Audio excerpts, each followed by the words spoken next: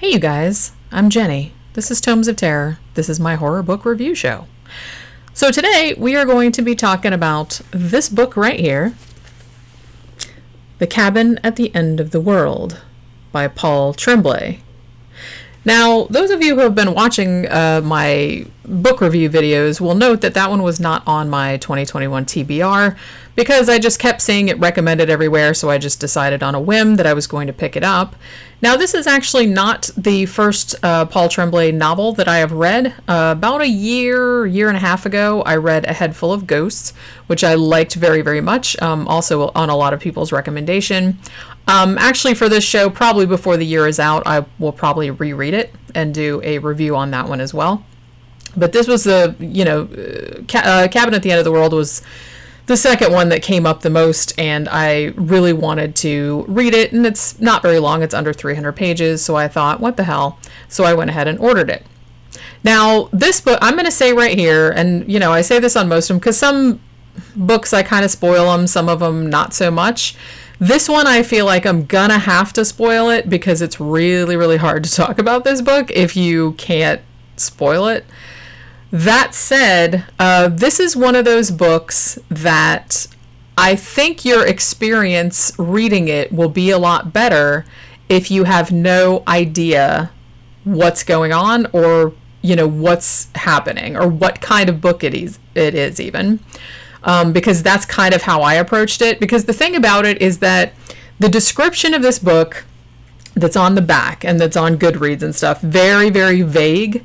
And they do that on purpose. They don't really tell you what kind of book this is, what kind of novel it is. It's a horror novel, obviously, but they just kind of give you the barest minimum setup, which is literally maybe like the first 20 pages of the book. You don't have any idea like which way this thing is going.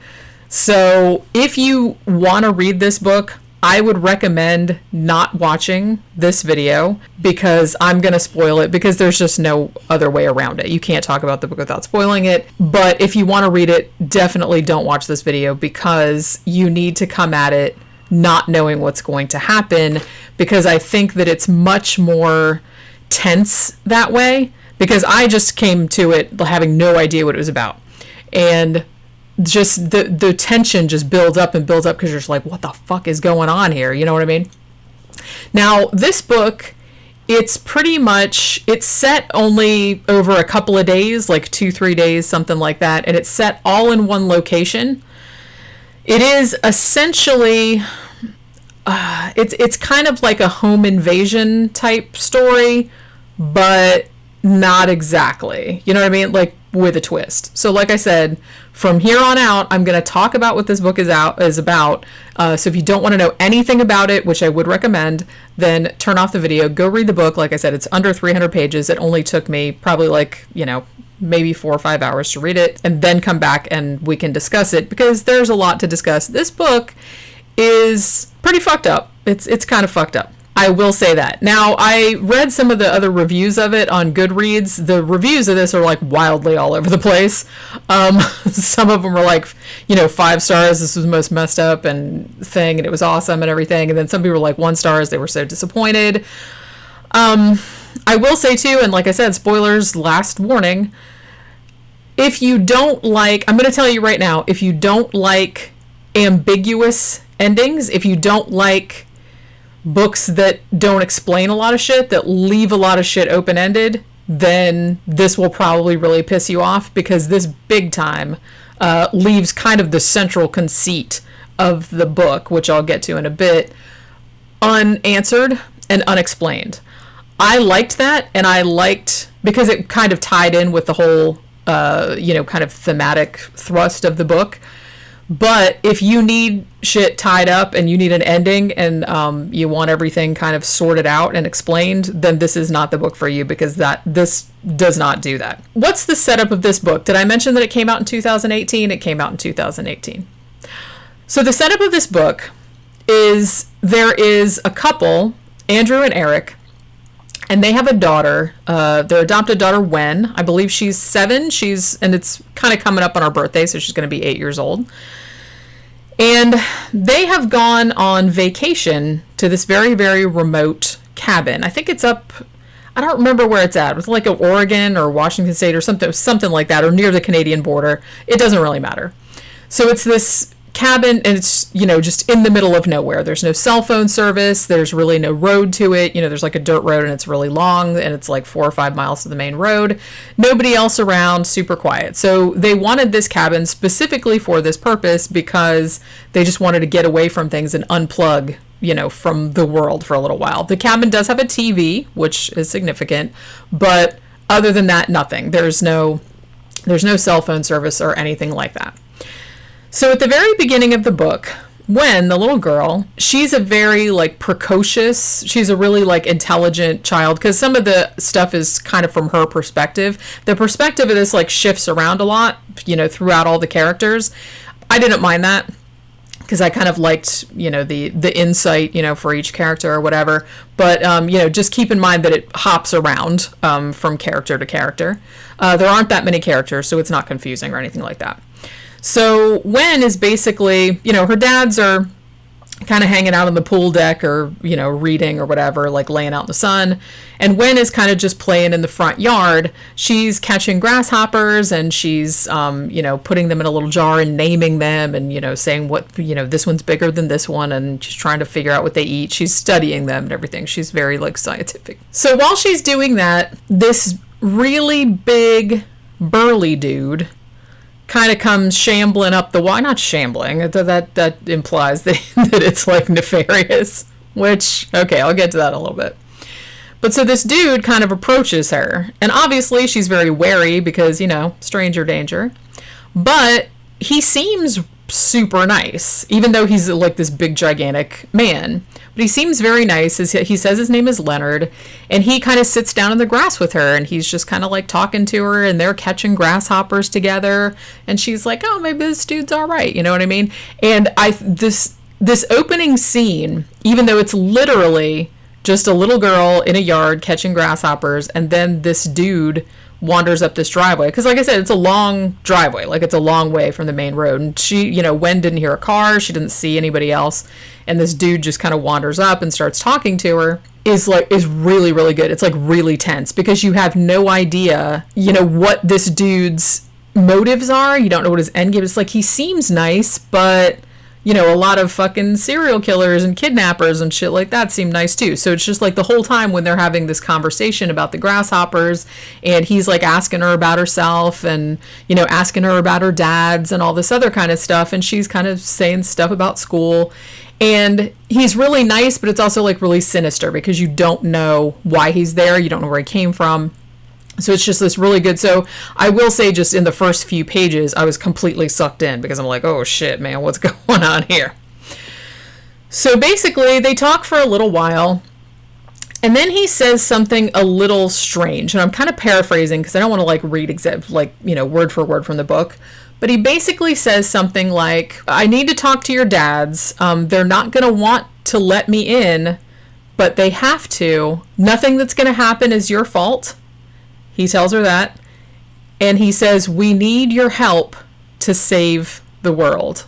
Okay? Up to this point, this is pretty much in the Goodreads thing. I think it even on the back of the book, this is as far up as it goes. And like I said, this is literally the first 15, 20 pages of the book is just the two of them talking, and then him saying this weird ass thing. So like I said, if you just wanted a little bit of a synopsis, that was it.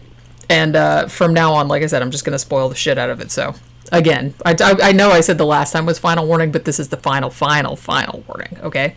Just saying. So at this point, even though Leonard seems super nice and everything like that, she's starting to get a little bit nervous when he starts saying stuff like that, because that's a little weird. That's a little weird thing to say. And then she gets even more freaked out when 3 more people come walking up the driveway, and they're carrying what appear to be homemade weapons. They're kind of like a stick, with garden tools sticking out of them and stuff. I saw another reviewer saying like some purge type shit. Just somebody put these weapons together out of garden tools and whatnot. And she notices too that all 4 of them, Leonard and the other 3 people, it's another man and 2 women, are all wearing a similar thing. They all have jeans on, and then they all have button-up shirts, but they're all different colors. And at this point, Gwen's like, yeah, fuck this, I'm out. So she runs inside the house. Now, at this point, the 4 people, they come up to the cabin and start trying to convince Andrew and Eric to let them in because they have to talk to them about something, and they keep promising, look, we don't want to hurt you, but we had to come here, we were drawn here, and you guys have to help us save the world, or, you know, some really, really bad shit is going to happen. Andrew and Eric, not surprisingly, as most normal people would, are like, yeah, fuck off. Like, what the hell are you even talking about? Like, you're coming to the cabin, trying to get in the cabin with weird weapons and spewing some nonsense about you have to help us save the world. They're like, no, we're not having it. Also, they try to call the cops. Like I said, cell phones don't work, but they do have a landline. They try to call the cops, but one of the 4, I believe it was Sabrina, she cut the phone line, which again is not really endearing these people to Andrew and Eric. They're not doing a very good job of conveying whatever it is that they have to convey, because they just keep coming off as threatening, even though they keep saying that they're not threatening. So, like I said, this whole story takes place in this cabin with these 7 characters, Andrew and Eric and their daughter Gwen, and the 4 people that came to the cabin from who knows where. So there's the only 7 characters in this whole entire book. And like I said, it takes place only over 2 or 3 days, I think. So at one point, as I said, not surprisingly, Andrew and Eric are just not having it. Like, these are just like crazy people. We don't know where they came from. It's like, what are they doing here? They have weapons. They cut our phone line. So obviously we're not going to let them in. Now at this point, the 4 are like, look, we don't really want to have to do this, but we're going to have to force our way in because, you guys really need to help us. It's really, really important, and all this other shit. So there's all of this kind of like back and forth, and they bust into the cabin and they tie up Andrew and Eric. At which point, they don't tie up Gwen though. And like I said, they keep saying, I'm so sorry, we really didn't want to have to do it like this and blah, blah, blah. But basically, their story is that they have had apocalyptic visions of the end of the world. And whoever is giving them these visions, you're assuming it's God, has told them that Andrew, Eric, and Gwen have been chosen for whatever reason. One of them has to sacrifice one of the other of them in their family. Otherwise, the entire world will end. It is never explained why Andrew and Eric and Gwen were chosen. They never explained that. They're like, look, we don't know. We don't know why we were chosen. We just all started having these same visions of the end of the world, and we had a vision of your cabin, we had a vision of your family, so we know that this is what's going to happen, and if you guys don't choose one of the 3 in your family to sacrifice willingly, then the entire world is going to end and everyone is going to die. That's their story. Another aspect of their story is that, because of course Andrew and Eric don't believe them. I mean, who would? Nobody would believe that, right? Like, some just random fucking people turn up at your cabin and be like, oh, by the way, everybody'd be like, man, fuck off with that. So indeed, they do not believe. Now, what ends up happening though is that as the days go on, if like the longer they take to sacrifice one of their own, the 4 people that came to the cabin, they have to sacrifice one of their number. And it's almost kind of like they go into a trance, like they get taken over by whatever it was that gave them the visions, and they have to kill one of their number. At which point, they're like, okay, well, now the disasters are going to happen. So Leonard tells them, okay, the first disaster is going to be, there's going to be this massive earthquake and then a massive tsunami. And so as soon as he's kind of like, okay, well, you have to like choose to make a sacrifice. If you don't, then we're going to have the earthquakes and the tsunamis. So then he turns the TV on. Like I said, it's significant that there is a TV in the cabin. So then he turns the news on, and indeed there has been a huge earthquake and then another earthquake, and then there's a tsunami, and it kills like a whole bunch of people like along the western seaboard, I believe. I can't remember what part of the country. It was parts of California and Washington State or something like that. and it wipes out like a whole bunch of people. And he's like, see, it's like if you don't, the longer you go without sacrificing one of your number, then this is just going to keep getting worse and worse. And then once all of us are dead, then, because like I said, if they don't pick one, then one of the four, they go into a trance and beat one of their own to death, which is pretty horrific. Then it's just going to keep ramping up. And then once all four of us are dead, if you guys don't sacrifice me, then the entire world is going to end and everyone's going to die. Now, so this goes on, and obviously, like I said, Andrew and Eric don't really believe them, but there is enough of an uncertainty there, because obviously they're just like, okay, well, we're just going to wait it out, because these four people are obviously crazy and are just going to kill each other off.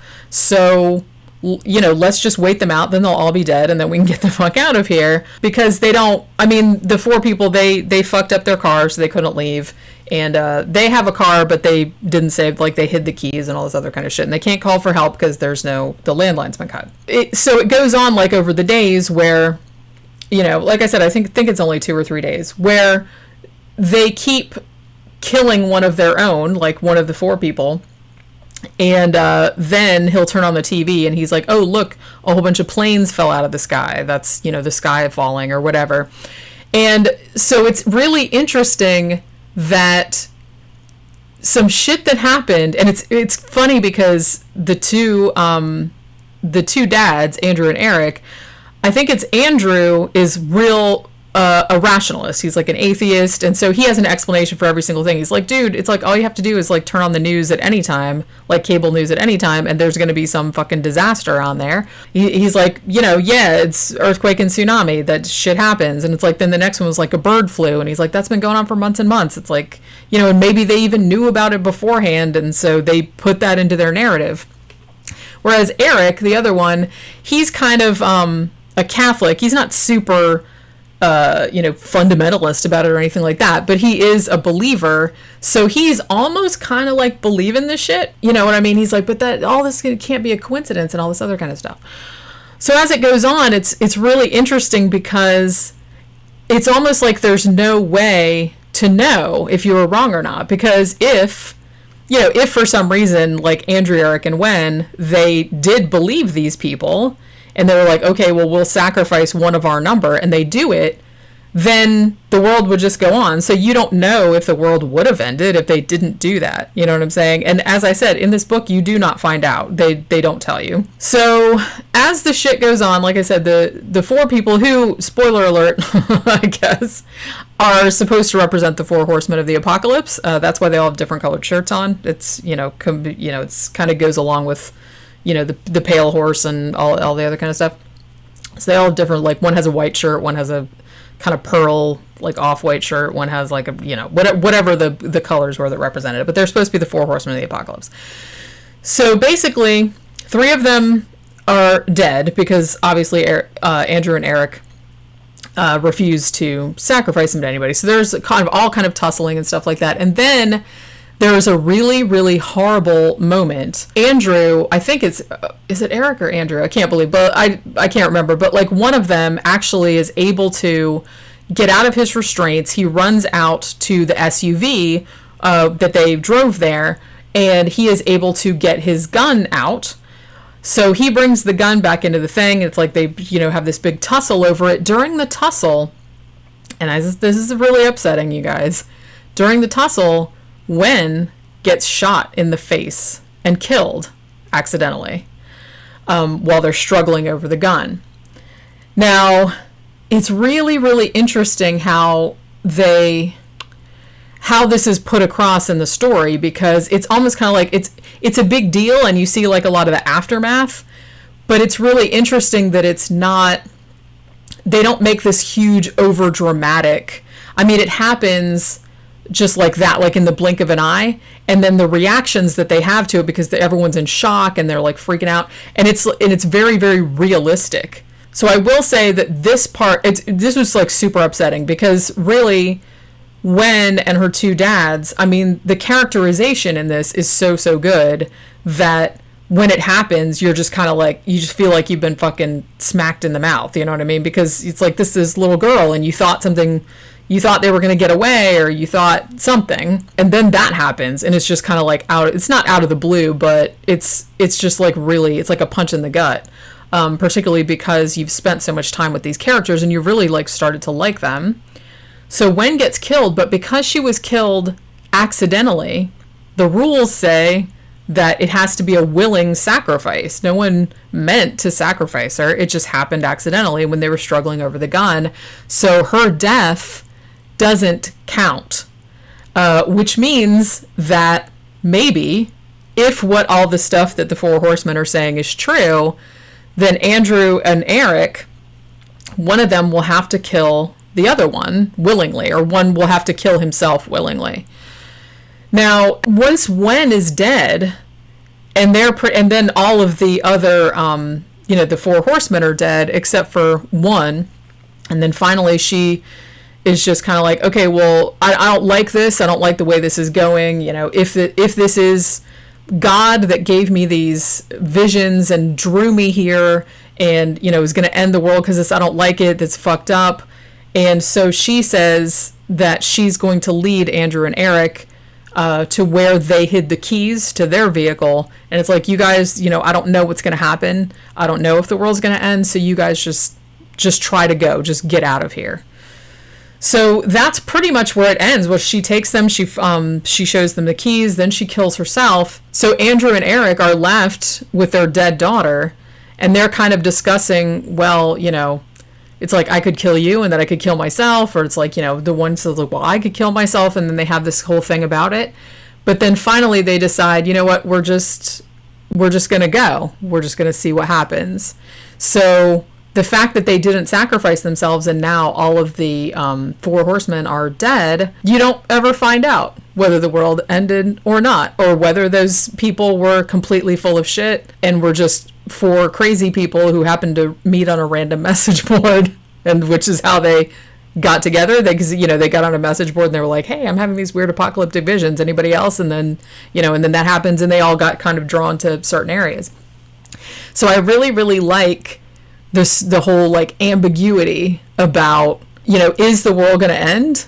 Were they telling the truth? Or were they just delusional? Because you could see it either way. Like there was a lot of coincidences. Yes, there was this, that, and the other, but there was still plausible deniability. There was still reasonable explanations for a lot of the shit that happened. So it's completely possible that these people were just nuts and happened to meet in a message board, and they were kind of like feeding into each other's delusions, and then they went to find these random people, and that the world isn't going to end at all, and Andrew and Eric might be totally fine, obviously, other than their daughter being dead, which is horrible. Or it could be that they just said, okay, well, we're just going to go on and see what happens, and it could be that the Four Horsemen were correct and the world is entirely going to end. So I kind of like that he left it up to you, I guess, to decide what you think is going to happen. I don't really know what I thought was going to happen, because I think the whole time I was reading it, I was sitting there, I was kind of more on Andrew's side, like the skeptic dude. I'm like, if this happened to me, I would just think these people were nuts, and there's no way I would do it, because it was there was a reasonable explanation for everything. It's like some of the shit that happened was weird, but it's nothing you couldn't explain away rationally. So I really like that he kind of like left that ambiguity. So I'm kind of more of the mind that the world probably wasn't going to end, but it could go either way. So it's one of those kind of books that it'll just kind of make you think about that kind of shit, like the end of the world, like what would happen if you were in this situation and all this other kind of crap. So yeah, it was really like food for thought, really well written. The characterization, like I said, was really, really good. The tension was really great, like just kind of ramped up. I mean, I read it really quick because I just, I wanted to see what happened. It's like, where the hell is this going? Where are they going with this? Then when Gwen got killed, it was like this big fucking slap in the face, and I was just like, holy shit, I can't believe he did that. I don't know if I'd call it a fun read necessarily, because it's kind of fucked up and kind of disturbing. Pretty gory too, like when the Four Horsemen people start killing each other off.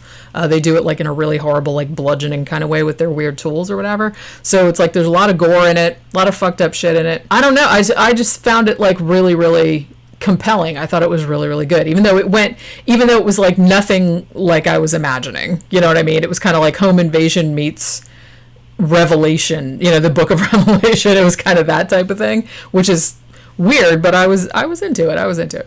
So yeah, but basically, as I said, this is really good, and I hear a lot about Paul Tremblay, and I've read one of his other books, as I said, Head Full of Ghosts, which was also very, very good. I think I liked Head Full of Ghosts slightly better than this one, but I don't know. It's kind of hard. They're really close, and also the stories are very, very different, so it's kind of hard to compare them. But if you've read some of his other stuff, and you haven't read this one yet, I definitely would recommend this one. As I said, it's different than Head Full of Ghosts, and I think all of his stuff is kind of, different from one another. He has a style, but not, every book isn't the same thing or in the same style. Like, he likes to do different things. So definitely check it out. I found it really compelling, like I said. Now, some people on Goodreads really did not like it and found it really disappointing, particularly because of the ambiguity of how it ended. It's like it wasn't tied up. There were some other things that were left unexplained. Like, at one point, one of the men had been the victim of a hate crime like several years earlier, and he thought that one of the dudes that came there, who was going by the name of Redmond, was actually the dude that had assaulted him many years ago, and they never, and he's like certain of it. So he's like, that's how I know that these people are full of shit, because I know who that dude is, and he's lying to you about what his name is, because his name isn't Redmond. So, but they never do tell you, the book does not tell you, like, whether that dude was actually the dude that assaulted him, or whether he was just seeing it that way because he was looking for something to grasp onto, like why, a reason that he could say that these people were full of shit. So it's just really, really intriguing. It had all these like questions that were left unanswered, but left unanswered for a purpose, if that makes any sense. But yeah, definitely a good one. I would recommend this. Like I said, it's kind of messed up. Kids getting shot in the face. So it's a little messed up. But yeah, if you're into that kind of stuff, if you've read any of his other books and haven't read that one, then I definitely recommend this one. So check it out, and I will see you on the next one. Bye.